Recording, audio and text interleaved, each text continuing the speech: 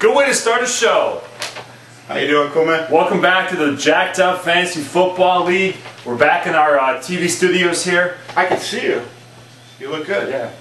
Well, thank you for all those comments from you guys from before, as far as bigger, so everyone can see that, because you were complaining you're not getting enough respect. Well, it's all about respect. That's right. Thank you. Game of the week, game of the year so far. The T-Mac attack against the Archon Tigers, both at 7-2. Close game, came down to the Sunday night game like you predicted. Yeah. And the T-Mac attack was victorious, 126-119. I mean, your guys went off, as you can see here. Manning and Moss scored a lot of points for you. You always talk about luck, and one missed tackle on, what's his name, Derek Mason, I win the game. Or if I started Steve Preston instead, like they said I should have. But congrats, T-Mac, you won. Colts only counts in hand grenades and horseshoes. That was just a disclaimer. That's all right. But T-Mac attack takes over the sole possession at #1 seed. You are still the second best team in the league, so you know, don't worry about it. You can't win every game. You won 6 in a row. I'll take it. I'm better than last year. The High Flyers destroyed, absolutely destroyed the Playmakers, 123-59. Not much to talk about this game. This is about as ugly as the Monday night game last week between the Browns and the Ravens. Any comments? No, you nailed it last week when you said you decide to bench LT, yeah, and he goes off. That's just been your luck all year. But it wouldn't have made a difference. I lost by 70, so. The High Flyers are for real, I think. I agree. 6-4. Another good matchup last week. TNT against the Cocoa Puffs, 120-105. The difference here, and we called this, the Ravens defense Monday night came back against the sorry-ass fucking Browns. That was the difference, as you can see in the game. 35 points from the defense. That will do it every time. That's why we do the show, boys and girls. We bring you information that you can't get anywhere else.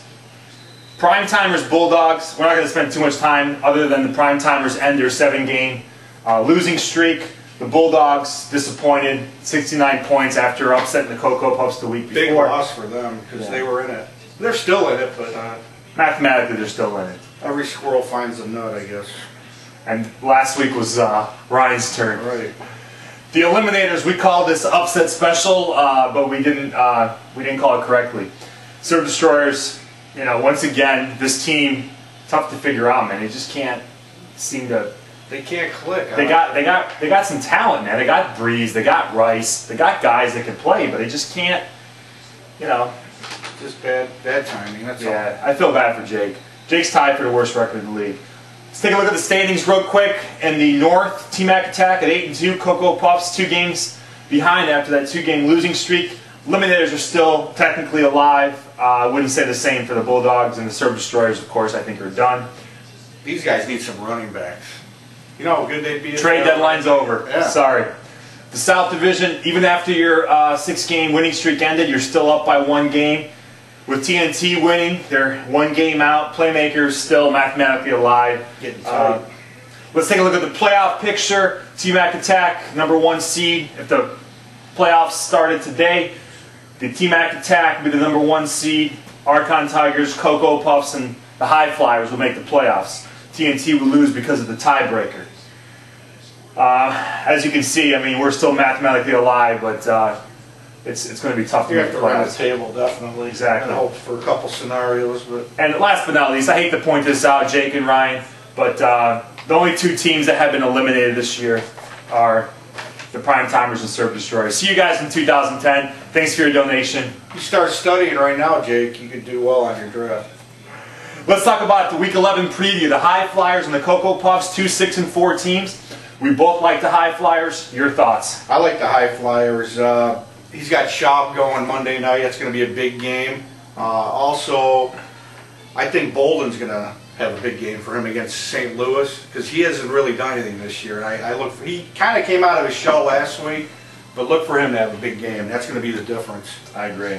I think it's going to be a close game. I think it's going to be a very close game. It'll be close too. But one thing I got to point out about Cocoa Puffs, you know, 2 weeks ago he benches the Giants defense, plays the Bears defense. He lost because of that. Last week he benched Brandon Marshall after having a big game. Why the fuck would Cocoa Puffs do that? He could be 8-2 right now. He could easily 8-2. Yeah. That's when you know, I think he gets to your head. You know, we all know Jim's got an ego as it is. So he got to his head. He was 6-2, #1 or tied for the #1 seed. Then he's trying to get too cute and overthink it. There's only one guy that can make any move he wants and still make it work, and that's you, because you're the luckiest owner in this league. Well, I mean, if it happens all the time, come on, you can't be called luck. I mean, you picked up Jamal Charles, and he goes off. I mean, come on. And I told the Eliminators about him that they were supposed to make a trade. I said, there's a kid out there, Jamal Charles, pick him up.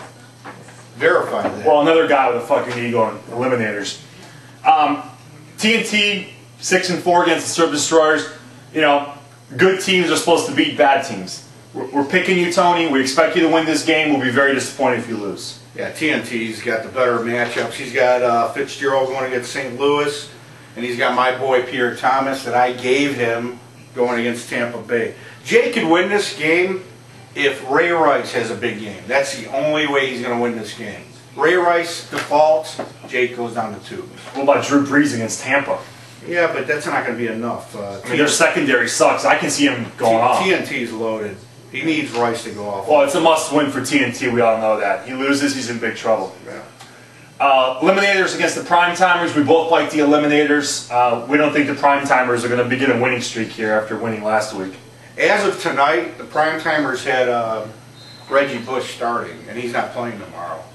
So I think you'd look at that again. We're going to try to broadcast this before 1 o'clock, Ryan, but it's your job to pay attention, if you even care. But we expect that you show some integrity and actually care about your team and try to beat someone, even though you're eliminated.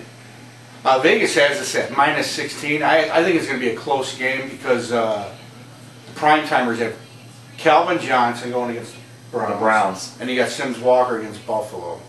This could be closer than we expect. The Eliminators are loaded at wideout. Andre Johnson, Sidney Rice, and Vincent Jackson. That's amazing. Maybe he doesn't need running backs. Tom Brady, Dallas Clark. Yeah, don't count those guys out yet. I'm giving you your props. The Bulldogs against the T-Mac attack. You know, I went back and forth on this. I went back and forth. I called this an upset special. I really did this because Ricky Williams 2 nights ago had 39 points. Well, he's up 39-0. Right? Yeah, he's up 39-0 based on one guy. I think that was huge, and I think this could be one of the biggest upsets. I disagree. I think T-Mac's going to find a way to win this game. He's got Kurt Warner going against St. Louis, his former team. He's got Peterson going against Seattle, and he's got Colson going against Tampa Bay. And last but not least, the Archon Tigers and the Playmakers. No surprise here. An upset special. Once again, that's 2 upset specials in 1 week. Have you ever picked against yourself? Never. See, I did, and I won last week. I picked T-Mac, and it's okay to pick against yourself. I'd rather be right than wrong. I got too much pride. I can't pick against myself. It's worse to lose and be wrong. You're 0-2 there. All I got to say is that this is your 2nd year in the league. I'm 0-3 against you. Every game has been a blowout.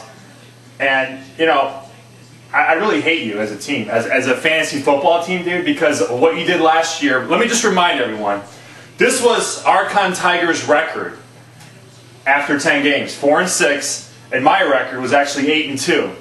I had to lose all 4 games. He had to win all 4 games for him to make the playoffs. That's exactly what happened. So at 4-6 after 10 weeks, you won the championship. Why can't it happen to me? It could. Let's see what happens. I think I squeaked this one out because of my running backs. They're just solid veterans. You got Ryan Grant, Brandon Jacobs, and Marion Barber. That's tough. Down the stretch, those guys come to play, and that's going to be the difference. Yeah. Well, it should be an exciting game. I would love to beat you, man. I would love to beat you. And make that playoff picture a little more confusing. And I'd like $1 million, but I'm not going to get it.